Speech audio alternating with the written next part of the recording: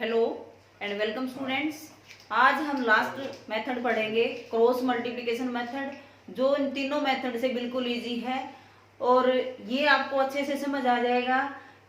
Three chapter में जितने भी टू वेरिएबल्स इक्वेशंस हैं उनको सोल्व करने के लिए आप किसी भी मेथड का यूज कर सकते हैं। जो आपको आसान लगे, इजी लगे, इंटरेस्टिंग लगे उसका यूज कर सकते हैं, लेकिन सोल्व जो है वो बिल्कुल ठीक ढंग से होना चाहिए। तो आज हम करेंगे क्रॉस मल्टीप्लिकेशन मेथड। देखो, दो जनरल इक्वेशन ले ली हमने, a1x प्लस में b1y प्लस में c1 इज इक्वल टू 0, और सेकंड जो इक्वेशन ले ली a2x प्लस में b2y प्लस में c2 इज इक्वल टू 0। अब जो है हमने x और y की वैल्यू निकालनी है, हम एक साथ निकालेंगे। x लिखेंगे यहाँ पर y और यहाँ पर 1। अब हमने क्या करना है, सेकेंड लाइन से स्टार्ट करना है, b1 b2, फिर इसके बाद c1 c2 और फिर a1 साइकिल के हिसाब से, पहले ये, इसके बाद ये, वापस फिर a, फिर ये a1 a2 और फिर फर्स्ट जो लिखा था b1 b2। पहले ये मान लो पहली लाइन है, ये सेकंड लाइन और ये थर्ड लाइन। तो पहले सेकंड लाइन, फिर थर्ड लाइन, फिर फर्स्ट लाइन और फिर सेकंड। तो इसको दूसरा मेथड भी नाम दे दिया 23/12 मेथड।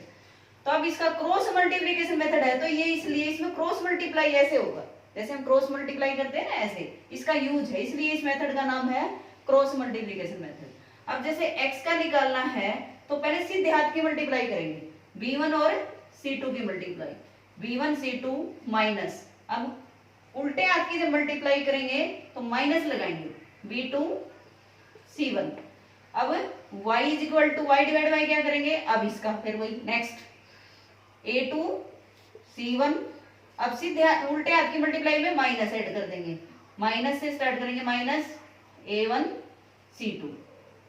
यहाँ इज इक्वल टू का साइन लगाना है, 1 बाय, यहाँ 1 था ना, पहले x था, ये यहाँ दिख नहीं रहा होगा आपको, यहाँ पहले x और फिर y, ये 1 वाले में से पहले इज इक्वल टू का साइन लगा देना है, यहाँ कोमा लगा देना है। अब क्या आ जाएगा, a1 b2 minus a2 b1। अब क्या है कि x और y की एक साथ वैल्यू आएंगी, जब x की वैल्यू निकालोगे तो इस y को यूं सोच लो कि ये है, इसको भूल जाओ, इस फर्स्ट और थर्ड को ले लो इक्वल, x की by b1 c2 minus b2 c1 is equal to 1 by a1 b2 minus a2 b1। जब हम ये x निकाल लेंगे तो x इज इक्वल टू क्या आ जाएगा, ये 1 से मल्टीप्लाई हो जाएगा, b1 c2 minus b2 c1 divide by a1 b2 minus a2 b1। अब y का निकाल लेंगे तो इस x को भूल जाओ, तो ये जाके 1 से मल्टीप्लाई हो जाएगा, यहाँ ऊपर आ जाएगा a2 c1 minus a1 c2 divide by a1 b2 minus a2 b1। तो ये दो हमारे आंसर्स आ जाएंगे। अब क्या है, इस मेथड को स्ट्रॉन्ग बनाने के लिए, तुम्हें अच्छे से समझ आने के लिए एक एग्जांपल लेके करके दिखाते हैं आपको इसी मेथड से। देखो, एक ये हमने ले लिया 5x प्लस में 3y is equal to 35, first equation ले ली, और सेकंड ले ली 2x प्लस में 4y इज इक्वल टू 28।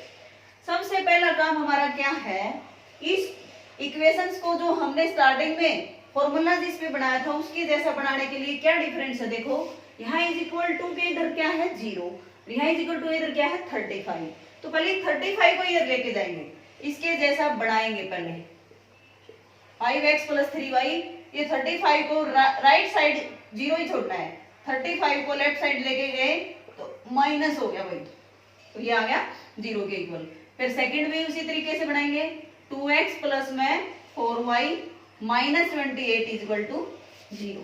अब ये इसके जैसा बन गया भाई। अब वही इक्वेशन में स्टार्ट करते हैं, यहाँ x लेंगे, यहाँ y लेंगे और यहाँ 1 लेंगे, पहले दो में कोमा लगाएंगे, फिर ये डिवाइड का साइन लगाएंगे। अब देखो, सेकंड लाइन से स्टार्ट करना है, 23/12 मेथड, सेकंड लाइन से स्टार्ट, y के आगे क्या है 3 और नीचे वाले y के आगे 4, फिर क्या है -35 और -28, फिर क्या है 5 फर्स्ट लाइन और 2 और फिर 3 और 4 दोबारा से लिखना है। अब क्या आ जाएगा देखो, इसकी और इसकी मल्टीप्लाई 28 3 हो गया 84, एक माइनस है माइनस के 84, और इसकी और उल्टे हाथ की मल्टीप्लाई करेंगे, एक फॉर्मूले में और एक यहाँ है तो दो माइनस इकट्ठी होगी तो प्लस हो गया, 35 की 4 की मल्टीप्लाई हो गया 140। अब सेकंड इसकी और इसकी मल्टीप्लाई -35 की 2 की मल्टीप्लाई होगी -17, क्योंकि एक माइनस है इसमें।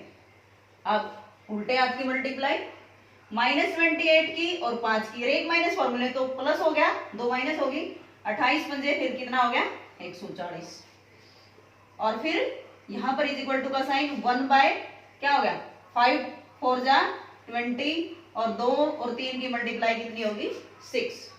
अब देखो यहां पर कितना हो गया x डिवाइड बाय 140 में से 84 गए, प्लस के 56 बच गए भाई, और यहाँ कितना बच गया माइनस के 70 प्लस के 140, तो प्लस के ज्यादा है तो प्लस के 70 बच गए, और यहाँ कितना हो गया 14।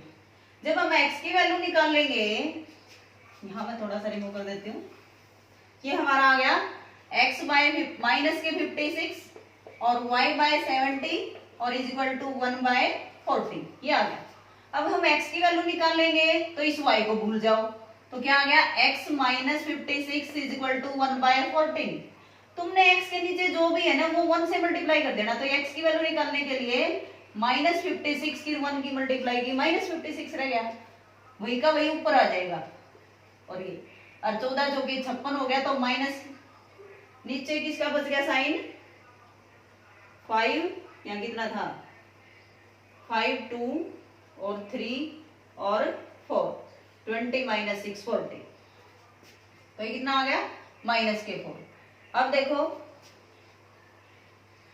यहाँ प्लस के 56 बच गया भाई, प्लस 56 प्लस,